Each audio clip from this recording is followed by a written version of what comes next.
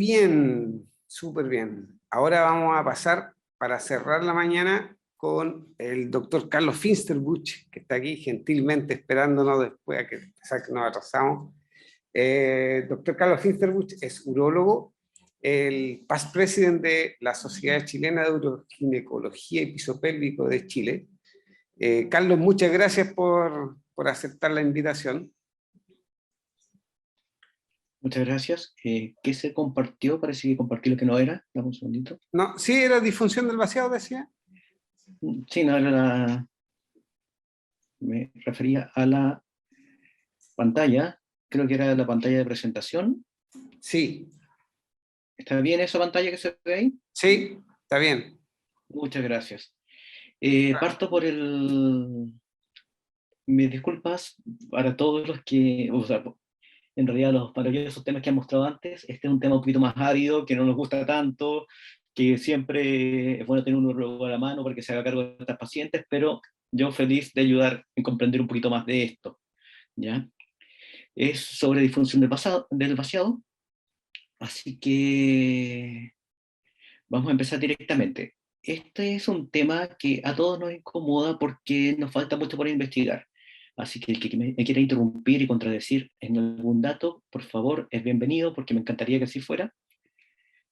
Partamos por este concepto que me gusta mucho y ya ni siquiera recuerdo dónde saqué esta definición, pero me encanta porque es que la micción es un acto voluntario mediado por complejos mecanismos neuromusculares cuyo objetivo final es permitir la evacuación completa de la orina almacenada en la vejiga.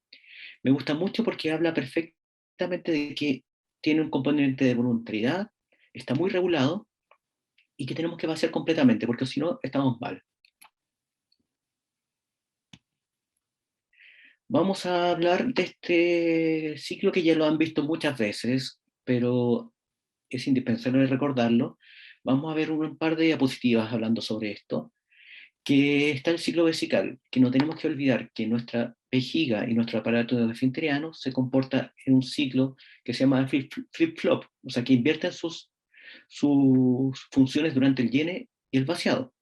La vejiga durante el llene se relaja, aumenta de volumen sin aumentar su presión, con una presión estable, estable, estable. ¿Hasta cuándo? Hasta que queremos orinar. En ese momento se abre el tracto urinario, aumenta el flujo, aumenta la presión y tenemos nuestro vaciado. Y acá tenemos la electromiografía del piso pélvico que nos permite, mediante la relajación, orinar sin una obstrucción muscular.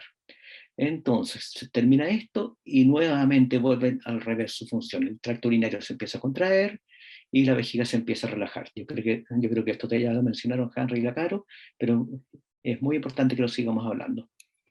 Entonces, vuelvo a este cuadrito que lo usamos muchas veces, pero para mí es indispensable. Entender muy bien las funciones básicas durante el ciclo miccional y nos vamos a centrar en esta columna a la derecha, la micción, donde el detrusor, siento que la mejor definición es contrarrestar la resistencia del tracto de salida. ¿Para qué? Para vaciar la vejiga. Y el tracto de salida lo que hace es aumentar su conductancia, permitiendo un alto flujo urinario a baja presión. Por favor, recordemos el alto flujo, es uno de los factores más importantes de lo que vamos a hablar.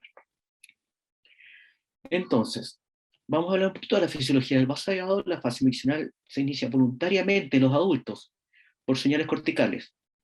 Junto con esto, se relaja el esfínter estriado. ¿Cómo? ¿Cómo se relaja? Inhibiendo la actividad somática a través del núcleo duro, inhibe el esfínter externo, que es un esfínter colinérgico de placa motora, o sea, un muscarino común y corriente, y la inhibición de la actividad simpática deferente, o sea, todos estos receptores alfa que están en el cuello y la uretra proximal, también se inhibe su función y se relajan.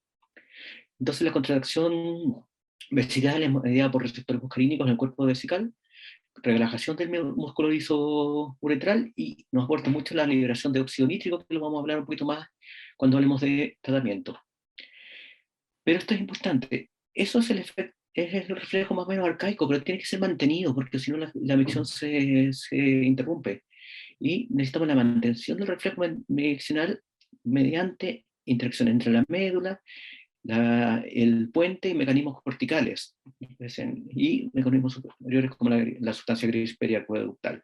Acá estamos viendo esto, es el esquema clásico que ustedes han visto, donde tenemos mecanismos corticales, el núcleo continuo de la micción que va a coordinar, tenemos la parte toracolumbar que le va a dar la parte inhibitoria simpática, que va a llegar tanto al detrusor como a la parte del cuello vesical proximal, y tenemos este núcleo sacro que nos da la parte parasimpática que aumenta la función de la contractilidad del detrusor.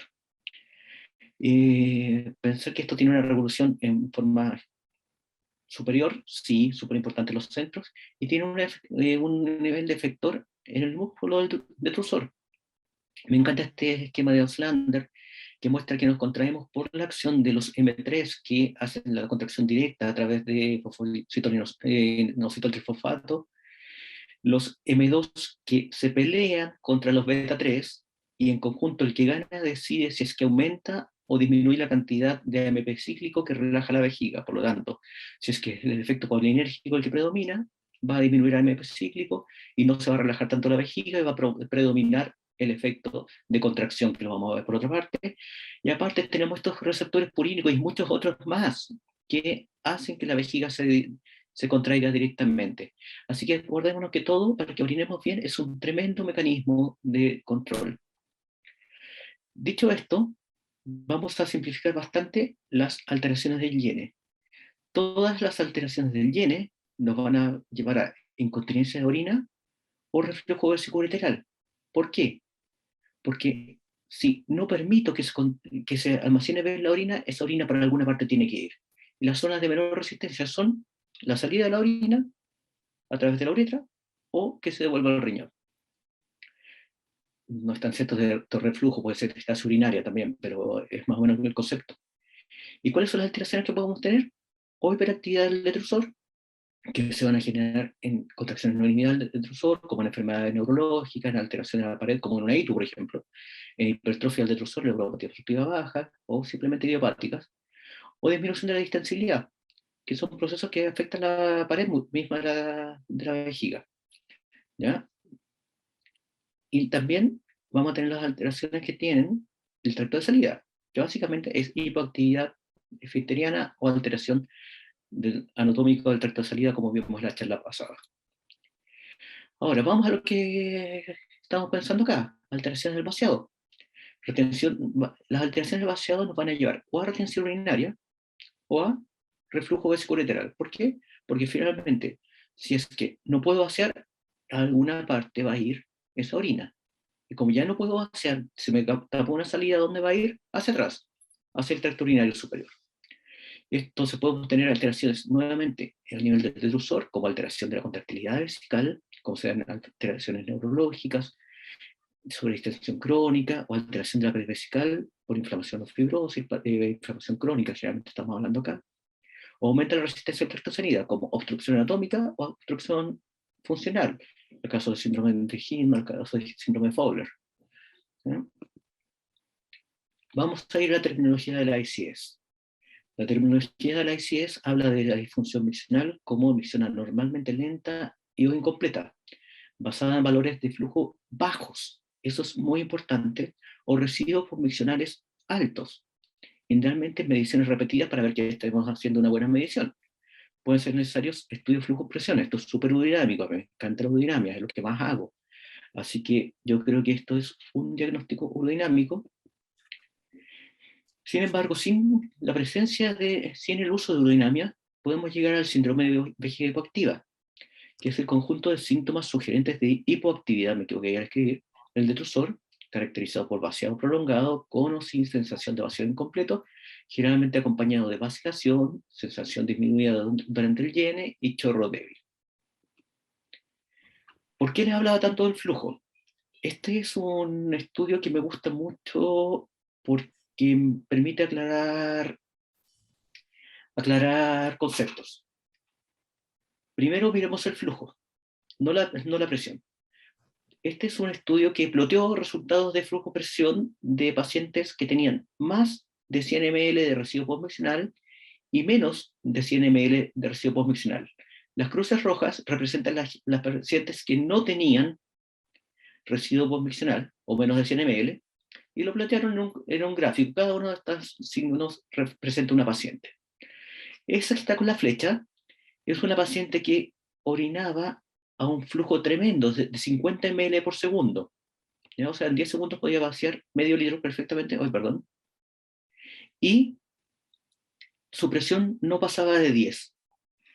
Más aún todavía, acá hay 4 casos de pacientes que orinaron en flujos. Este sí es un flujo que espero que sea más alto en realidad, pero acá tenemos 3 casos de pacientes que orinaron con muy buenos flujos y no aumentaron significativamente la presión. Y a esa persona yo no le puedo decir que su vejiga está funcionando mal, porque está cumpliendo con la definición de vaciar completamente la vejiga a alto flujo sin aumentar significativamente la presión. Así que cuidado en las urodinamias cuando la revisen, que ver que la falta de presión no es lo mismo que falta de la actividad vesical y menos que la falta de contracción del detrusor. Entonces llegamos a esta pregunta: ¿cuál es mi paciente? Esto es urodinamia.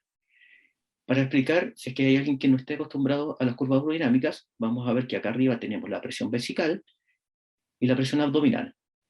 Toda presión que se genere en el abdomen se tiene que ver reflejada en la vejiga porque está en la misma cavidad. Y toda presión que se genere en la vejiga y no se vea en el abdomen es culpa de la vejiga. Acá tenemos la fase de continencia, acá tenemos la fase miccional.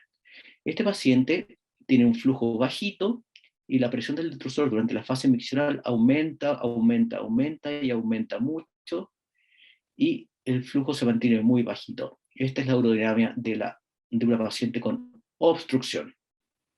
Vamos al siguiente. Lo simplifico un poquito este estudio, solamente fase miccional. Tenemos acá nuevamente presión abdominal, presión vesical, esta es presión abdominal, y la curva de presión del detrusor sería más parecida a como estaba la anterior en la fase de continencia, una curva que apenas sube. Pero a diferencia de los pacientes que hablamos previamente, el flujo son estas espigas de abajo, son pequeñas espigas de muy baja intensidad, y cuando vemos que acá ya se acerca el final de la micción, se aumenta tanto la presión abdominal como la presión del detrusor. O sea, este paciente está pujando y no logra vaciar e intenta pujar con presión abdominal para lograr el vaciado. Este es un paciente con detrusor hipoactivo. Clínicamente, los dos pacientes son pacientes que tienen flujo bajo y pueden tener residuo postmiccional. ¿Y por qué? Porque finalmente, como habíamos hablado, finalmente podemos llegar a la retención crónica de orina. Y nuestro paciente va a ser un paciente que tenga tal vez solamente obstrucción del tracto de salida o solamente vejiga hipoactiva. Sin embargo, puede estar perfectamente una combinación de esto. El gráfico de nuestro paciente puede ser que sea más vejiga hipoactiva y menos obstrucción, más obstrucción y menos vejiga hipoactiva. Pero finalmente estamos viendo el resultado del equilibrio entre la fuerza del detrusor y la obstrucción del tracto de salida o la resistencia del tracto de salida.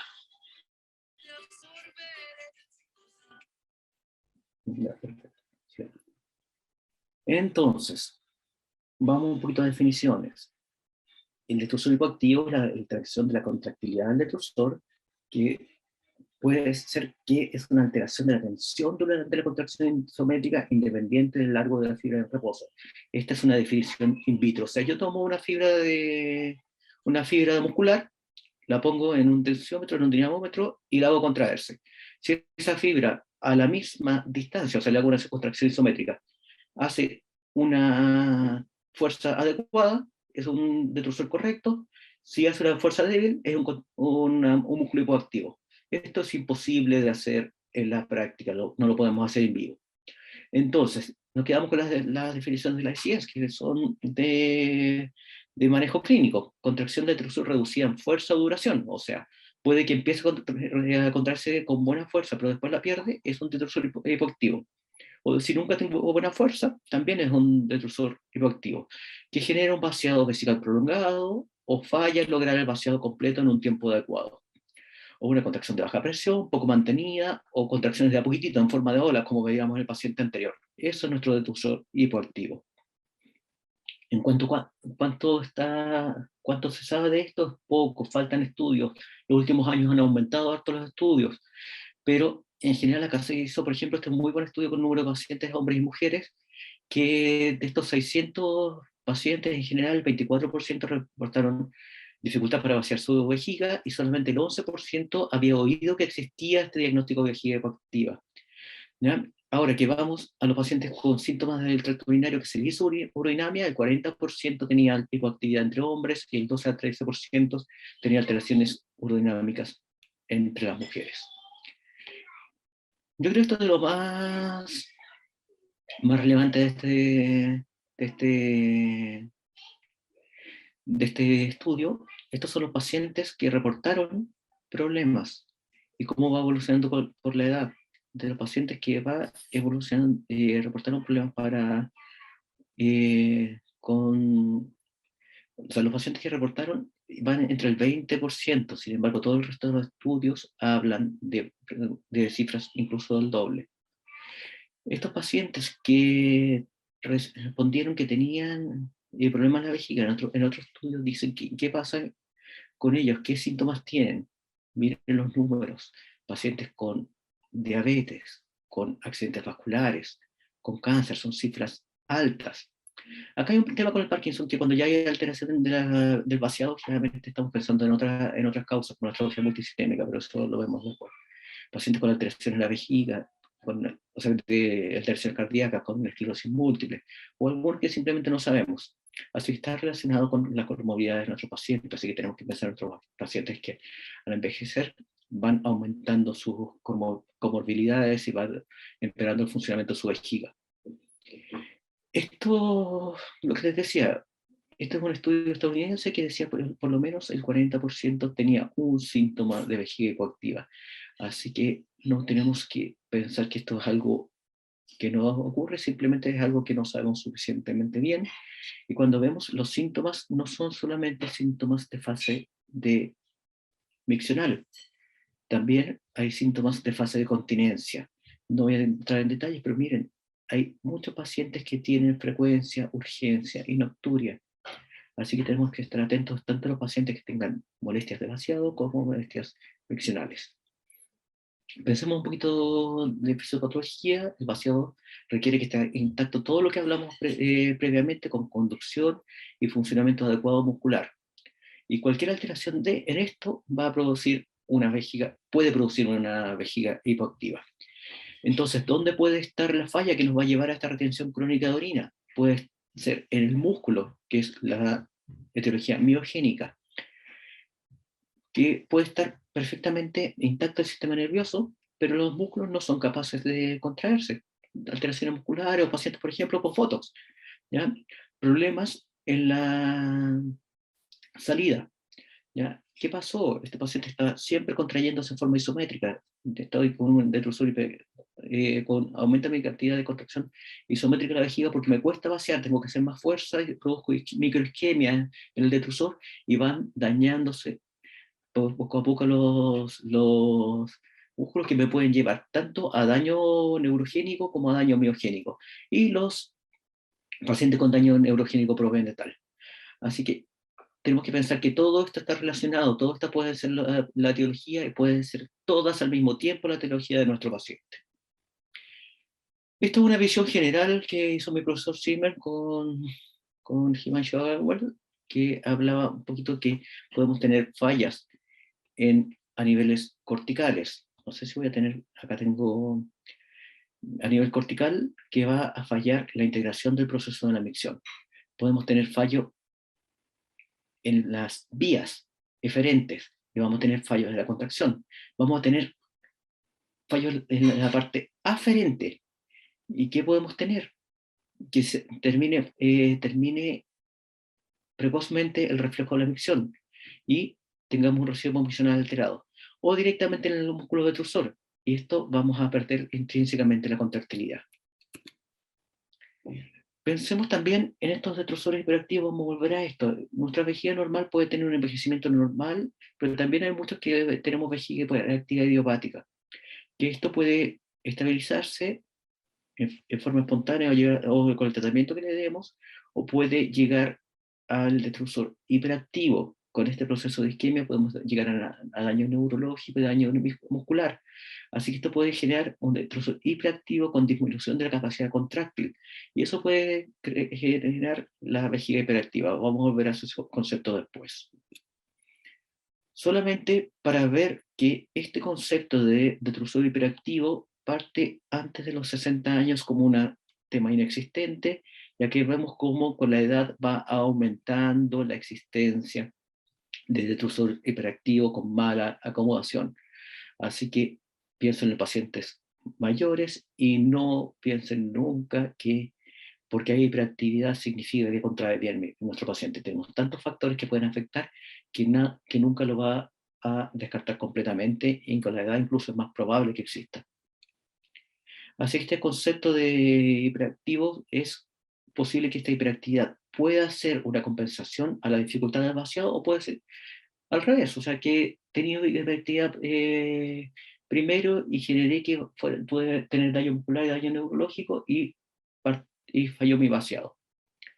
Acá, así es como lo veo en la aerodinámica. Disculpen que mis curvas son distintas porque he tenido hartos equipos durante los años y me quedo con las mejores fotos.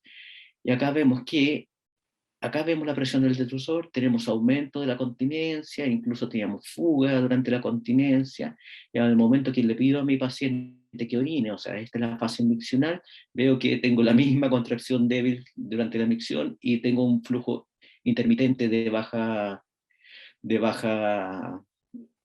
bajo valor, de baja magnitud. Entonces, hablando un poquito de la etiología nuevamente, ya sé que lo hemos hablado, pero para remarcar, puede ser idiopático, neurogénico, como la enfermedad de Parkinson, enfermedad de esclerosis múltiple, que es lo que más vemos, pero sin embargo el Parkinson, acuérdense que siempre hay que tener ojo, puede ser miogénico, como la diabetes o la obstrucción. Nuestra cirugía pélvica o la irradiación puede dejar daño miogénico y neurogénico. Puede ser funcional, como el síndrome de Fowler, la disfunción funcional, o el síndrome de Hinman en su extremo, o farmacológico, pacientes que usamos con antimuscarínicos, antihistamínicos, pacientes que sean usuarios de medicamentos que disminuyen la contracción muscular, como los niveles de canales de calcio, antipsicóticos, antiespasmódicos, podrían estar afectando a nuestros pacientes. Antidepresivos que disminuyen la lesión funcional también. No olvidemos que la uropatía obstructiva baja puede ser un factor importante, que se ha pensado que puede mejorarlo, pero sin embargo, al desobstruir nuestros pacientes, no mejoran la contractilidad, pero mejora el vaciado, y eso es lo que me interesa, así que no me importa tanto. Así que siempre pensar en este equilibrio, uropatía obstructiva baja con contractilidad del detrusor. En el prolapso de órganos pélvicos me gustó mucho este artículo porque vieron que los pacientes con una etapa mayor a 3 tenían mayores residuos miccional y cumplían más con criterios de hipoactividad del detrusor. Acá vemos los dos grupos posoperados, y lo que les dije, que habían diferencias significativas. Cuando se opera el prolapso, bajan bastante las diferencias entre los pacientes que tienen alteraciones del vaciado. Así que prolapsos obstructivos, por favor, opérenlos. Por favor, porque ayudan bastante en nuestros pacientitos.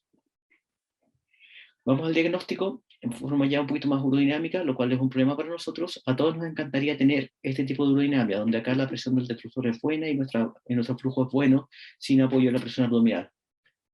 Así que eso es lo que estamos buscando, pero como estamos hablando de esto es porque no siempre es así. La presentación clínica, ¿qué es lo que vio Jamie? Que tenía la presentación clínica habitual era vacilación, sensación de vaciado incompleto, vejiga palpable, disminución o ausencia del deseo miccional e infección urinaria recurrente.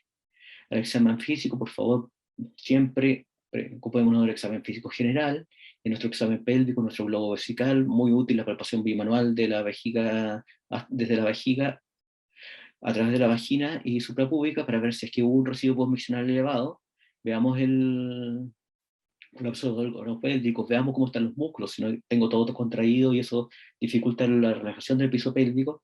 En nuestros pacientes hombres siempre tengo que poner esto porque no siempre vamos a estar hablando al ginecólogo, pero soy urólogo, así que porque están escuchando eso, siempre el crecimiento prostático es importante.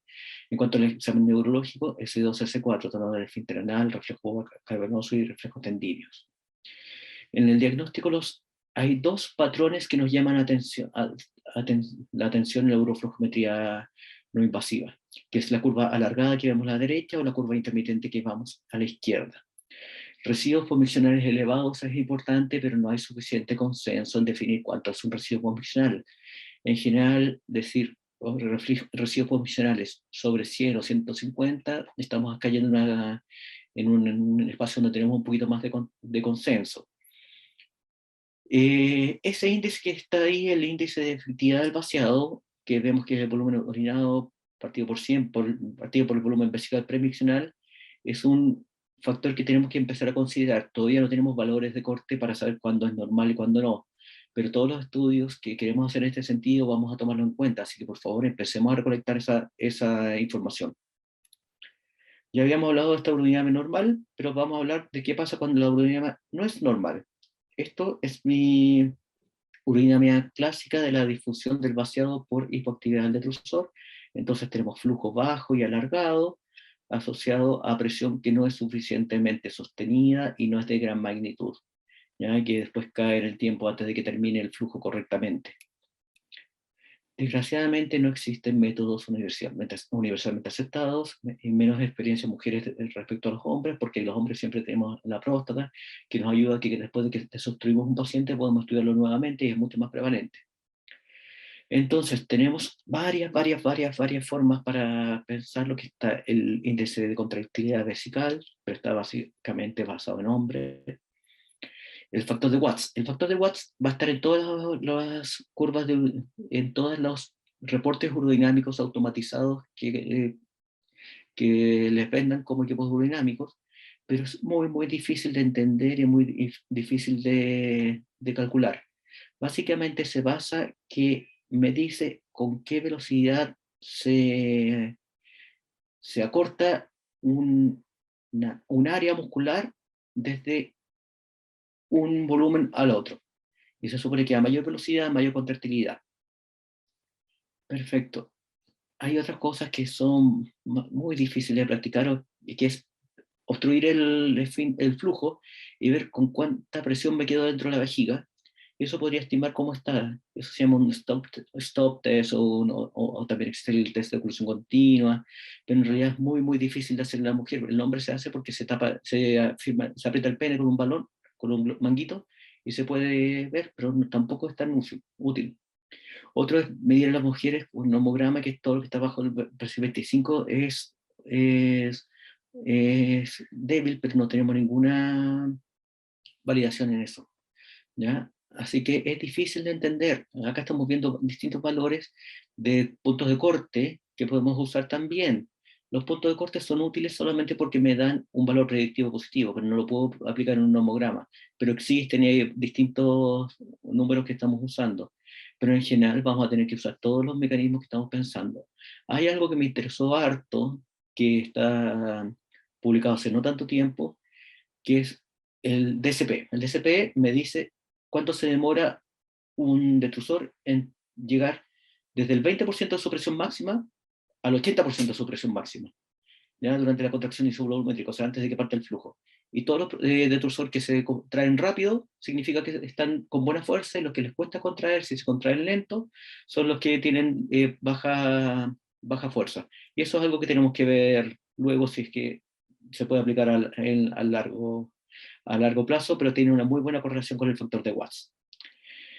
¿Cuáles son las herramientas que tengo yo? Yo tengo la videourodinamia. Esto, miren acá, como se ve arriba, está una cistografía, acá tenemos el cuello abierto y tengo una parte que está tapada, esta es una obstrucción y tengo una presión alta. Yo puedo decir, ok, esta paciente orina mal por obstrucción.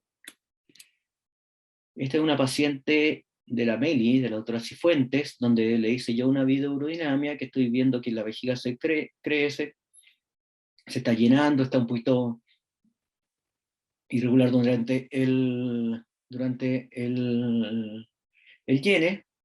Y acá no sé si me pueden seguir, veo el cuello vesical abierto, y de ahí para allá no veo nada que siga, porque esta paciente tenía 2 TOT ya operados, Sin embargo, a diferencia del paciente previo, la presión del detrusor no sube. Acá tengo una paciente obstruida, vamos a ver una curva un poquito más en detalle. Acá se ve el cuello abierto y hasta acá llega la orina, incluso se ve la dilatación un poquito de la uretra proximal. O sea, tengo una paciente que, a pesar de que no tiene un buen tracto de salida, tampoco logra subir el detrusor. O sea, esta es una paciente obstruida y con poca fuerza. Así que les deseo suerte en la Meli para manejar a esta paciente. En cuanto al tratamiento, la observación del tratamiento conservador es una opción. Hay manejo postural. Acá tenemos dos opciones de que pueden hacer nuestros pacientes para mejorar su vaciado. Esto lo saben mucho más la kinesioterapia, las kinesiólogas.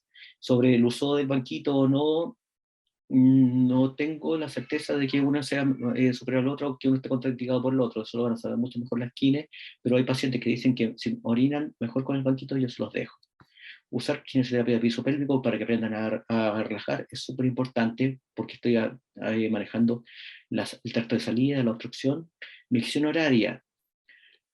Acá me voy a meter un poquito más profundo, pero recordamos que si la vejiga se sobredistiende, la fibra muscular se alarga mucho y va a perder su rango de contracción ideal por la ley de Frank-Starling. Así que voy a tratar de manejarla en general en el óptimo de su paciente. En un paciente normal es cerca de los 400 ml de la vejiga, pero puede que nuestro paciente tenga una contracción óptima en otro volumen. Y si en ese volumen lo detecto, le voy a pedir que orine en un tiempo aproximado para que alcance ese volumen. O sea, si es que produce 1 ml por hora y ya orina a los 200 ml, a las 3 horas le voy a pedir que orine. ¿Ya? Y la micción de 2 tiempos, a nadie nos gusta, pero si es que no tenemos otra opción, hagamos que orine. Si es que no tiene alteraciones, no hay ningún problema. Pero ¿cuándo no? Cuando no, esto está sacado de esclerosis múltiple, pero es súper aplicable a otros pacientes. Cuando tengo alteración del tracto urinario superior, eso no voy a intentar que tenga manejo conservador. Cuando encuentro alteraciones en laboratorio que son como falla renal, o cuando tengo infección urinaria sintomática, no asintomática, cuando no tenga bacterias no le voy a hacer nada. Cuando tenga cultivo, sepsis que la haya probado con cultivo, tampoco voy a dejar que mi paciente se quede con la vejiga llena. ¿Ya? Cuando tengo incontinencia urinaria asociada a alteraciones en la piel, tampoco lo voy a dejar que mi paciente tenga una vejiga hipoactiva, ¿ya? Y menos cuando tengo úlceras en la parte sacra o incluso en la parte isquiática. El tratamiento, desgraciadamente acá no tenemos mucho. El tratamiento más habitual es el cateterismo intermitente o el catéter permanente. Lo más seguro es el cateterismo intermitente, especialmente en mujeres con menos complicaciones, pero no es falto de riesgo, porque podemos tener lesiones en la vía urinaria, las pacientes que no se cateterizan bien, que no toman el tiempo adecuado o que no conocen su tracto urinario. Así que el entrenamiento en esta paciente es muy importante. Y necesitamos un paciente que tenga destreza manual o un cuidador que la haga bien. Si es que tenemos una alteración anatómica, vamos a disminuir la resistencia al tracto de salida. ¿Cómo? Alfa-adrenérgico, si es que se puede, sí, utilicemos, medio pésimo, pero utilicémoslo. Toxina botulínica en el esfínter y en el cuello vesical también pueden servir. Ya, nuevamente, cirugía en el cuello vesical cuando tenemos estrecheces de cuello, ya, obviamente los hombres vamos a pensar en cirugía prostática. Inhibidor de la fosfodiesterasa para aumentar el óxido nítrico y aumentar la relajación muscular del cuello también sirve. Estamos hablando de Cialis, perdón, de dutasteride una vez al día, 5 miligramos. Para las pacientes hepáticas, uso de baclofeno y benzodiazepinas. Uretrolisis o efecterotomía cuando ya no tengo nada que hacer y pacientes que están tapadas. O la combinación de estas técnicas. Los fármacos es lo que menos me parece, menos promisorio me parece, porque el betanecol y el carbacol tienen efectos secundarios y no tienen tanto efecto comparado con placebo. Los inhibidores de la acetilcolinesterasa es una opción, diastigmina, pirodistigmina o terapia combinada con alfa bloqueo, si es que funciona bien, pero tengo muy malas experiencias con terapias funcionales. Habíamos hablado que las prostaglandinas el receptor de purina podía contraer la vejiga, tal vez sea una opción en el futuro. Cuando no tenemos nada que hacer, o estamos cateterizables, que puede ser un Mitrofanov, como vemos acá, que se hace con el apéndice, y nuestro pacientito se cateteriza por el apéndice. Eso es bastante habitual que lo veamos en niños.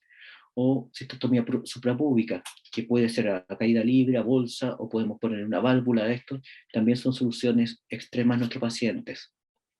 La neuromodulación, súper útil, 70% de mejora en pacientes con síndrome de Fowler, ¿ya? Esta alteración del esfínter estriado que vemos en mujeres la segunda y tercera década postmenárquicas, súper importante. Incluso mejora en la resonancia funcional, porque esto es una hiperexcitabilidad aferente, que algo pasó en algún momento que gatilló este síndrome. Esto es anecdótico solamente, es un paciente hombre que se le hizo una aplicatura muscular sobre la vejiga, que intentaron que cuando contrajera voluntariamente el abdomen, el músculo del abdomen iba a estar en la vejiga, intentaron vaciarlo. Hay pocos pacientes, pero para que sepan que se ha intentado poner músculos sobre la vejiga y contraer voluntariamente esos músculos y que se vacíe. Tratamiento importante, el pacientito, nuevamente, pacientes que tengan una vejiga muy grande, hacer una cistoplastia de reducción. Se ha visto en muy poquitos pacientes en megavejigas, básicamente. En modelos animales probados en los stem cells, inyectación de células musculares autólogas muy poco reportados, terapia génica con inyección de mioblastos modificados, no tengo idea si que va a funcionar a largo plazo, pero es promisorio. Esto se hace en Europa, es la bomba implantable, el InFlow, que tiene un 50% de tolerancia. En los pacientes con tolerancia anda bien. Déjeme cerrar el volumen. ¿Qué es? Un dispositivo autoimplantable que se pone dentro de la uretra hacia el cuello vesical y mediante un control remoto, que vamos a ver en la diapositiva siguiente, se produce un vaciamiento vesical por una acción mecánica de una bomba que es como una espiral que va vaciando la vejiga.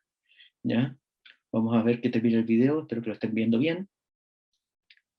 Que lo encuentro súper promisorio, pero los números son muy bajitos, como vamos a ver en la siguiente diapositiva. Espera un punto. Esa espiral hace un flujo que vacíe y lleva al vaciamiento vesical. Este es el aparato, tiene una tolerancia del 50%, puede provocar hematuria, intolerancia, algunos pacientes incluso dispareunia, pero la gracia es que se inyecta y los pacientes que tienen la tolerancia puede vaciar bastante bien la vejiga, ¿ya? Pero tienen estos 50% de pérdida de los pacientes y que alcanzan flujos de 10 a 12 ml por segundo y con residuos pulmonares menores a 40 ml, lo cual es bastante interesante. Hablando un poquito de la parte de uroginecológica propiamente tal, retención urinaria postoperatoria se puede dar en la cinta suprarrenal, que puede llegar a distintos valores. Yo estoy más cerca del 10%, que del 84% en mi forma de ver los pacientes, que en general son pacientes sin hiperactividad. Deme un segundito, mi gato está justo acá. Ya. Y que puede pasar en pacientes más con comorbilidades que sin comorbilidades. Es súper interesante este estudio a largo plazo, que ven cómo anduvo el flujo, el volumen residual en nuestros pacientes que estaban obstruidas antes y después de la resección de la cinta. Flujos de 10 a flujos de 24 es una tremenda aumento, con residuos convencionales de 150 a 30. Y abajo vemos cómo estaban antes de la cirugía anticontinencia. Hay una pequeña variación en el número, parece que se perdió un paciente, y un mes después de la resección. O sea, vemos que en general nuestros pacientes que fueron operados estaban obstruidas y las desobstruimos, volvimos a cifras preoperatorias, lo cual lo encuentro maravilloso. ¿Y cuáles son los factores de riesgo? Esto lo sacaron del TOMUS. Todos conocen el TOMUS, que hablaban de nuestras cintas, que teníamos factores de riesgo preoperatorios, que eran cambios de posición al vaciado, especialmente cuando se adelantan los pacientes, pujo y chorro débil. Eran los indicadores de retención postoperatoria, y que la urodinamia no podía predecir cuáles eran nuestros pacientes que iban a tener retención. Y finalmente,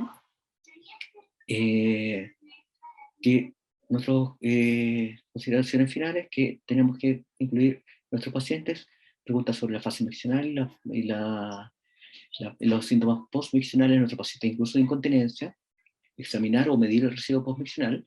En caso de disfunción del vaciado, tenemos que ver que la disfunción puede ser a nivel de la extracción del detrusor o del tracto de salida. Y eso es lo que le quiero compartir. Así que muchas gracias por permitirme presentar.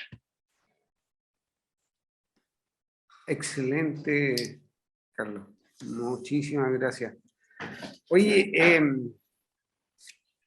bueno, el tema de disfunción del vaciado para nosotros, bueno, en neuroginecología sí lo vemos, pero en ginecología es algo como que recién nosotros los de piso pélvico hemos ido como tratando de que se tenga conciencia, porque tal como tú decís, es bastante frecuente, pero es como uno poco lo que lo buscamos, otro poco lo que sabemos. Y yo creo que con la masificación de las cintas de medio uretrales, hemos empezado como a ver más, o los colegas de ginecología en general han visto más el tema de disfunción del vaciado. Respecto a eso, de lo que tú planteaste de la obstrucción y de la liberación de obstrucción en slings medio uretrales, ¿cuándo tú lo recomiendas? Al momento, porque, o sea, el tema es que es bastante común que veamos disfunción del vaciado post-sling, pero a veces lo atribuimos a la inflamación, ¿cachai? El tema de la cirugía. ¿Sí? ¿Cuándo tú aconsejas, por ejemplo, hacer una flujometría o ir a liberar inmediatamente el sling? Hay dos pacientes, el paciente postoperatorio inmediato hasta el mes, que es el paciente que puede hacer una retención porque le estoy alterando todo su aparato urinario y no sé cómo va a ir, que puede tener necesidad de usar. Generalmente los periodos con sonda uretrovesical son cortitos, o sea, ya estamos sacando dentro de la primera semana, pacientes que sienten que empiezan a vaciar bien su vejiga, eso no me preocupo. Ahora está el paciente sobre el mes que sigue con esas molestias, ahí yo ya pongo ojo, ya ese paciente le mido residuo postmiccional,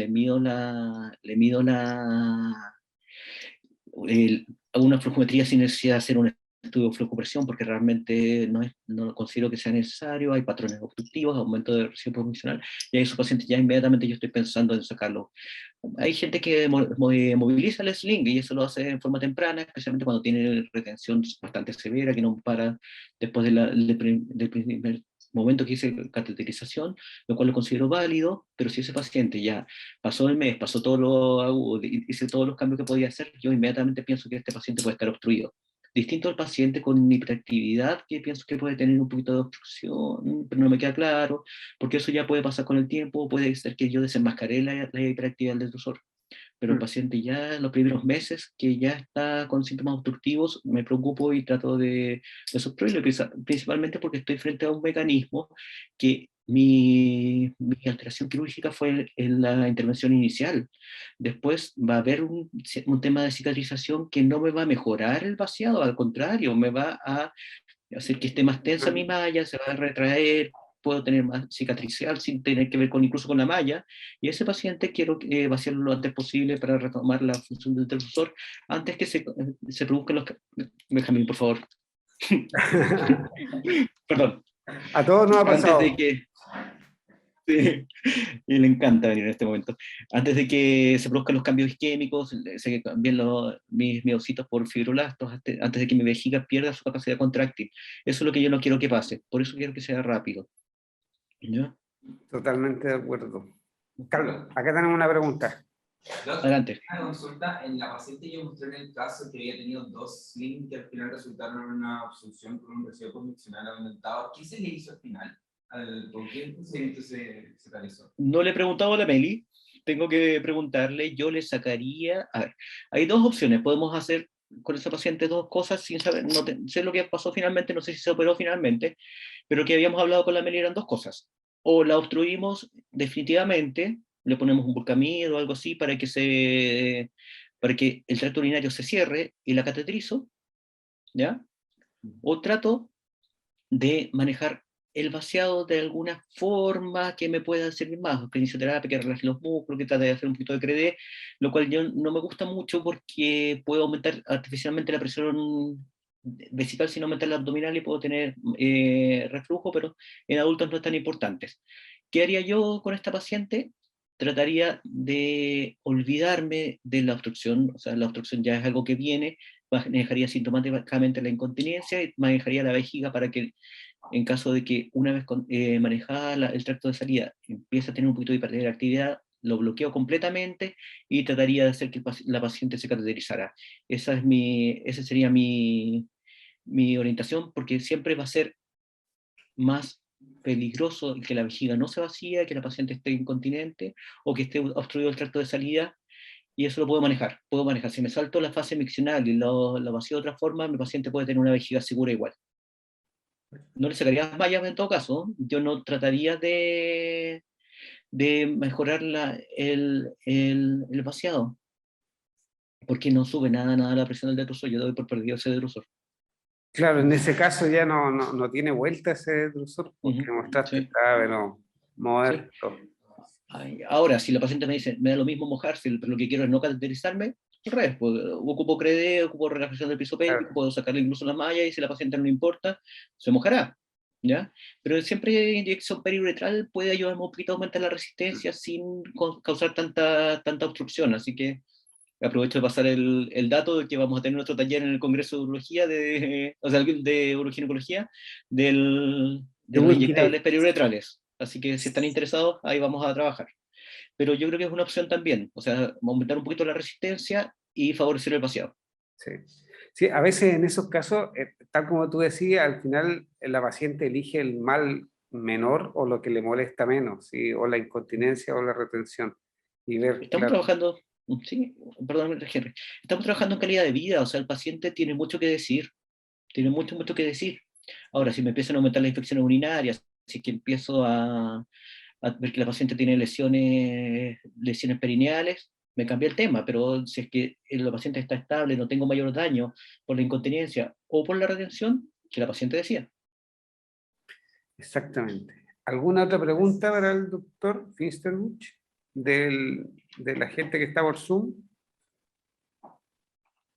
Bueno, yo creo que tal como decía el doctor Finsterbuch, es súper importante estar consciente de que existe la disfunción del vaciado, tratar de buscar estos síntomas previos en nuestros pacientes con incontinencia, tratar de buscarlos previamente también, y en el postoperatorio siempre preguntarlo después de los slings. Es muy importante.